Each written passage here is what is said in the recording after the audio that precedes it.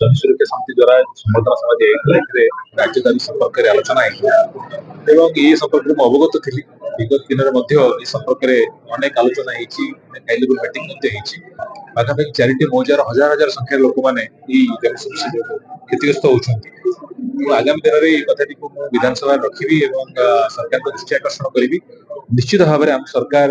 जनता सरकार सरकार निश्चित भाव में राज्य दाबी शासन सहर कथा शुणे बोली आशा विश्वास ये समस्या खूब जल्दी समस्या समाधान हो बोली आशा। आज विधायक में डाकी से आसी आम सभा को आसी आम कमिटी तरफ दिगला जो उपलब्धता दे संबर्धित कलु एवं आमर जो दुख विगत 10 वर्ष है जो जमी समस्या संपर्कित जो दुख कष्ट पाऊँ से संपर्क टे अवगत करैलु अवगत नुहे तो से तो सब कथा आगुरी जानी थे से विषय कहलु एति कथा आज शुणिलु जे ये जो सरकार आसिला ये सरकार रे ये सब कथा को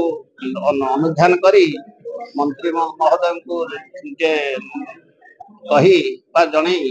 ये सब समस्या को खूब शीघ्र समाधान करिए बोली हमको प्रतिश्रुति दे गले। हेलो +2 एग्जामिनीज आईएएस ऑफिसर हेबाकु चाहंते कि तेबे टीएससी गुरुकुल जोग दियंतु +3 टीचिंग सह बाजीराव आईएएस एकेडमी द्वारा कोचिंग पांतु कॉल 9438782020।